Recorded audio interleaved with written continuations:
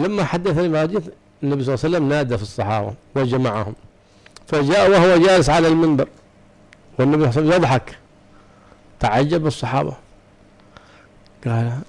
فقال لأصحابه ما جمعتكم لا لرغبة في أمر ولا رهبة من أمر، لا رغبة في أمر ولا رهبة من أمر، لكنه حدثني تميم بحديث فوافق حديثه ما حدثتكم سابقا به وأخبرتكم به، فأحببت أن تسمعوا من تميم ما حدثني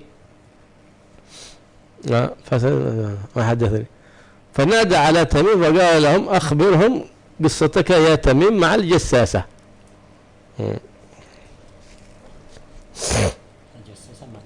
الجساسة هذه اسم مخلوق، مخلوق هذا سنأتي عليه. Sayyidina Tamim ini adalah sahabat yang beliau pernah diperintahkan oleh Nabi untuk menceritakan sebuah makhluk yang bernama Al-Jassasah. Suatu hari Nabi pernah cerita tentang makhluk yang bernama Jassasah ini kepada para sahabat. Jadi cerita kepada para sahabat. Sayyidina Tamim ini setelah masuk Islam itu pernah bercerita juga kepada Nabi tentang sebuah makhluk yang kebetulan sama seperti yang pernah diceritakan oleh Nabi kepada para sahabat. Sayyidina Tamim ini dulunya adalah orang yang beragama Nasrani, tapi kemudian dimuliakan oleh Allah ketika melihat cahaya yang terang benderang dari Nabi Muhammad, akhirnya masuk Islam. Asalnya Nasrani, kemudian mendapatkan hidayah, mendapatkan petunjuk, akhirnya masuk Islam. Akhirnya jadi Nabi pernah menceritakan makhluk yang bernama Jassasah, dan Sayyidina Tamim ini pernah suatu hari cerita pada Nabi tentang makhluk yang ternyata sama dengan yang diceritakan oleh Nabi. Tiba-tiba Nabi kemudian mengumpulkan para sahabat dan beliau naik ke atas mimbar, beliau sambil tersenyum. Beliau berkata pada para sahabat, wahai para sahabatku, aku mengumpulkan kalian di sini bukan karena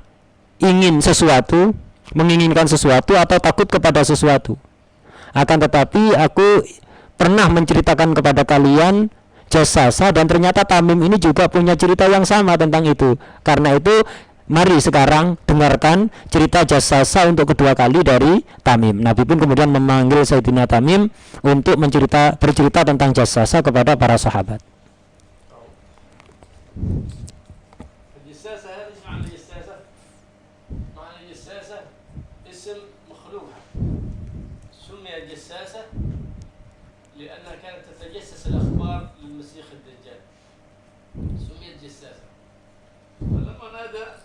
صلى الله عليه وسلم تميما فقال أخبرهم وحدثهم، فحدثهم. قال مشينا مع 30 نفر في سفينة ولعبت بنا الريح والأمواج، فذهبت بنا الريح إلى شهر كامل ونحن في البحر لا ندري إلى أين نتجه، حتى ذهبنا إلى قريب مغرب الشمس، فنزلنا هناك رأينا جزيرة، فنزلنا من السفينة وركبنا السنبوك. أي سنبوك؟ القارب الصغير. فركبنا السنبوك أو القارب حتى دخلنا الجزيرة، فلما دخلنا الجزيرة فإذا نحن بمخلوق كله شعر من رأسه إلى رجله، لا تدري أين وجهه وأين قفاه من كثرة الشعر، فرأيناها ظنناها جنية هذه، قلنا من أنت؟ قالت أنا الجساسة. هذه الجساسة. ليه سميت جساسة؟ لأنها تتجسس الأخبار للدجال، الدجال موثوق في تلك الجزيرة. فظنوها جنية، فقال من أين أنتم؟ قال نحن من ناس من العرب. قال ادخلوا هذا الدير فإن فيه رجلا مشتاق لأخباركم.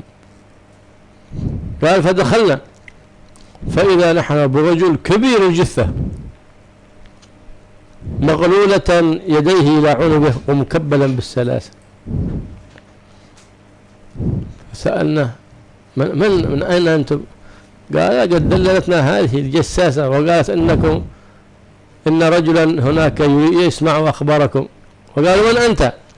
قال أخبروني من أنتم؟ قال نحن رجل من العرب، نحن جينا من بلاد العرب، ونحن جينا لعبت بنا الرياح شهرا ولم ندري أين اتجاهنا حتى أوصلتنا الرياح إلى هذه الجزيرة. قال أنا إني سائلكم هل نخل بيسان منطقة في الشام لا زالت تثمر؟ قال نعم. قال إنما إنها قريب معبة تثمر، علامة خروج الدجال نخل بيسان ما عاد يثمر. بيسان منطقة في الشام. طيب كيف أسألكم عن بحيرة طبرية؟ هذه بحيرة طبرية كثير الماء حقها، هل بحيرة طبرية لا زال ماء؟ قال نعم إن ماءه كثير وغزير.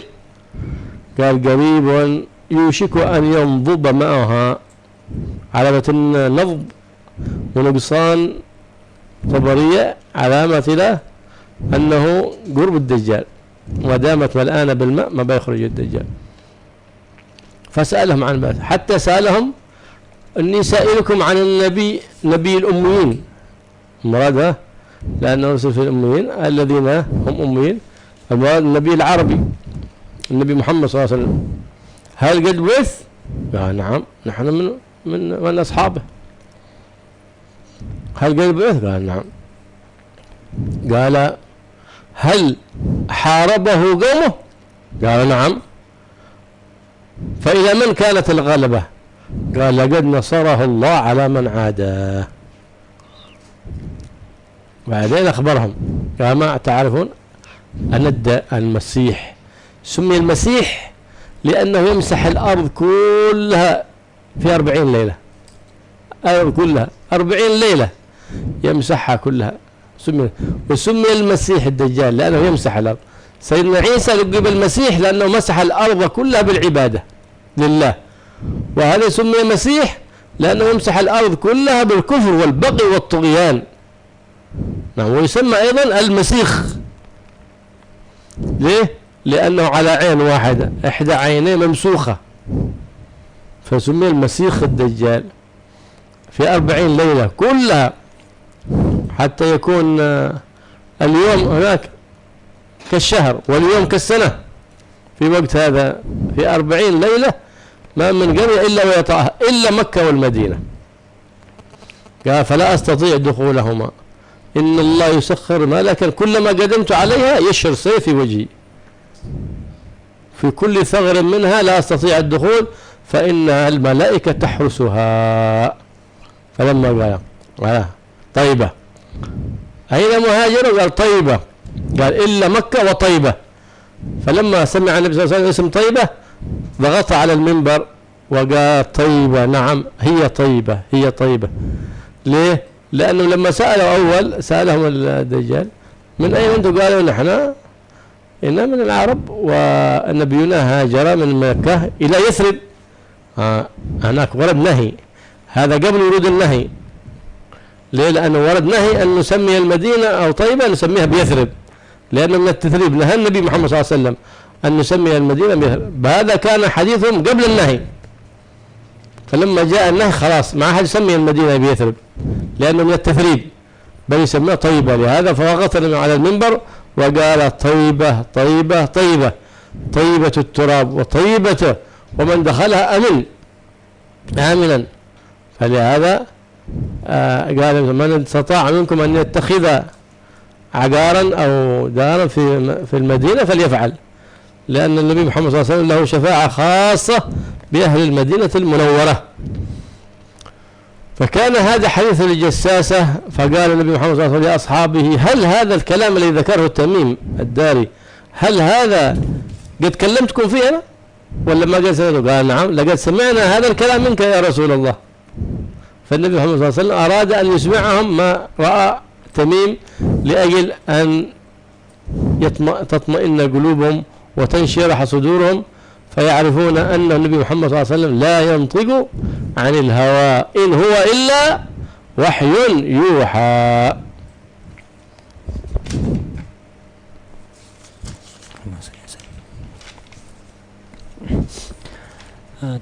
Jassasa. Jadi Nabi pernah dulu menceritakan tentang makhluk yang bernama Jassasa kepada para sahabat. Kemudian setelah Nabi cerita, selang beberapa waktu agak lama, Sayyidina Tamim ini datang pada Nabi menceritakan kalau dia pernah melihat sebuah makhluk yang bernama Jassasa. Nabi, loh, kamu pernah melihat? Iya Rasulullah. Oke, ke sini. Aku ajak kamu pada sahabat untuk cerita tentang Jassasa ini. Sahabat dikumpulkan oleh Rasulullah SAW. Wahai para sahabatku, dulu aku pernah cerita pada kalian tentang makhluk yang bernama Jassasa. Ini Tamim katanya pernah ketemu dengan makhluk Jassasa itu. Karena itu dengarkan cerita dari dia. Akhirnya Sayyidina Tamim pun bercerita tentang makhluk yang bernama Jassasa. Jassasa ini maknanya adalah mata-mata. Jadi mata-mata. Kenapa dia kok disebut dengan Jassasa mata-mata? Ya karena dia yang selalu mencari kabar untuk Dajjal. Jadi dia selalu mencari kabar tentang yang ada di bumi ini dan menyampaikannya kepada Dajjal, karena Dajjal sampai saat ini di kerangkeng. Jadi Dajjal itu di kerangkeng oleh Allah Subhanahu wa taala, ada di sebuah pulau dan tidak bisa lepas, sehingga dia tidak tahu kabar tentang bumi. Yang mencari tahu kabar ya makhluk yang bernama Jassasa ini. Sayyidina Tamim bercerita, dulu aku pernah naik kapal besar bersama 30 orang. Ketika ada di tengah laut, ada angin kencang dan ombak yang besar, sehingga kapal ini wis terombang-ambing, entah kemana, kami sampai kebingungan. Sebulan penuh ada di tengah laut, terombang-ambing, entah ini menuju kemana kapal ini. Sampai akhirnya sebulan ada di tengah laut, tidak bisa mendarat, tolak-tolak kanan kiri laut semuanya. Sampai dia sampai di suatu tempat yang di situ tempat dekat dengan tempat terbenamnya matahari. Akhirnya dia melihat sebuah pulau. Akhirnya kapalnya berhenti di situ, kemudian dia naik perahu kecil untuk menuju pulau tersebut. Akhirnya dia masuk ke pulau. Ketika masuk ke pulau itu kaget.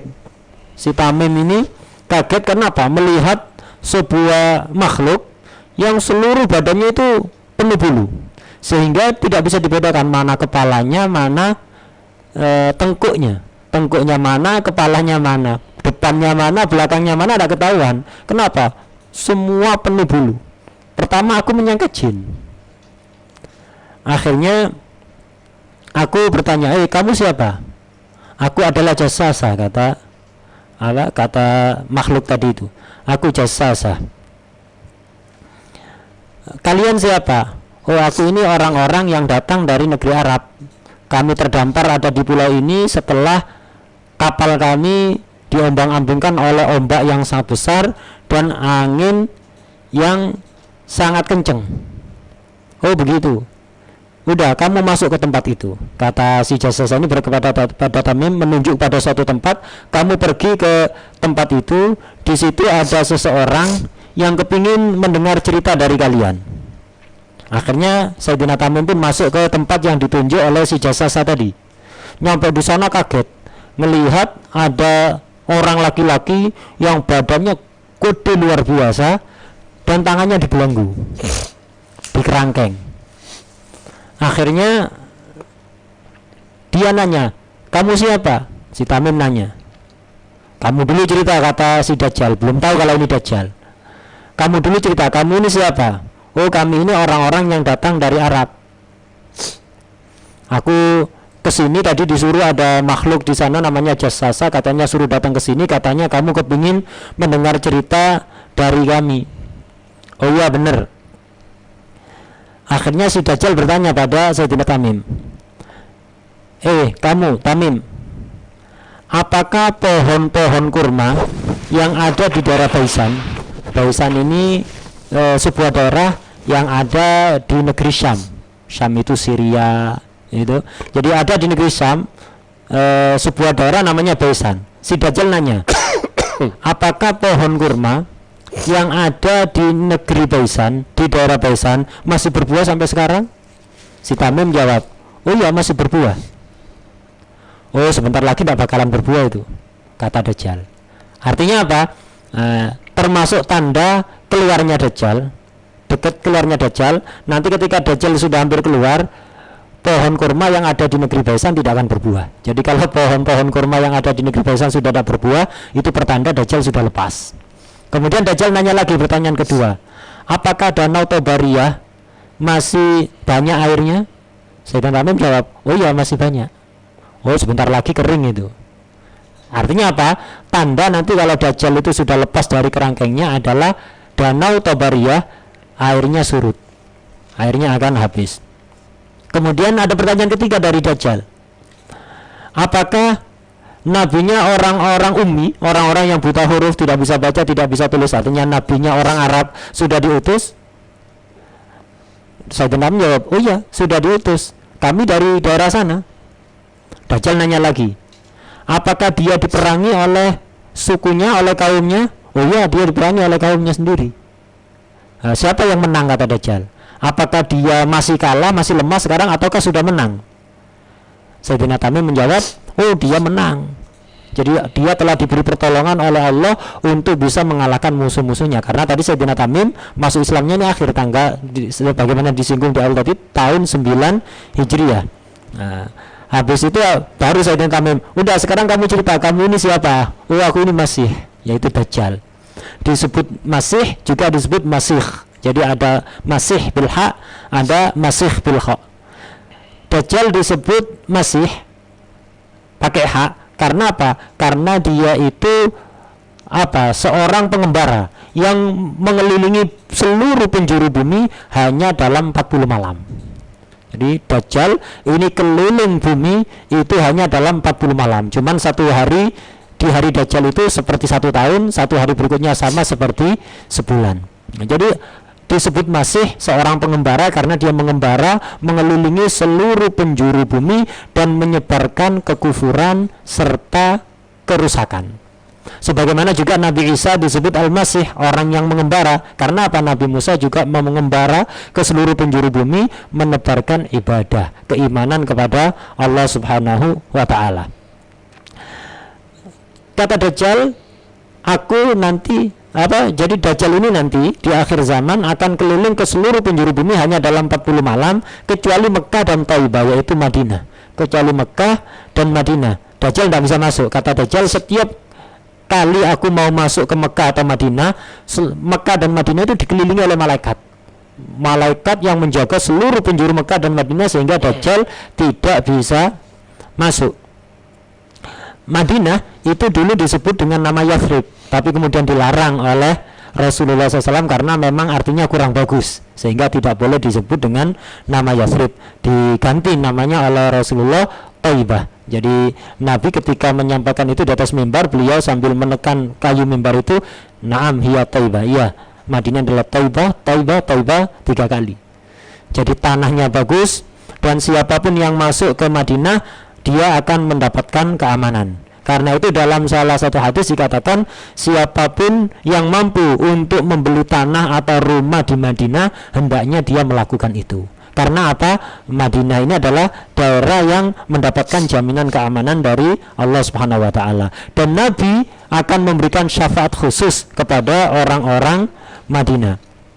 Kemudian setelah Sayyidina Tamim menceritakan semua kisah tentang Jassasa dan Dajjal tadi, Nabi kemudian menanya para sahabat, wahai sahabatku, bukankah aku dulu pernah cerita tentang ini pada kalian? Apa yang dikatakan oleh Tamim, bukankah aku dulu pernah cerita pada kalian? Ya Rasulullah, engkau pernah cerita kepada kami. Nah, Nabi menyuruh Sayyidina Tamim untuk menceritakan ulang kepada sahabat.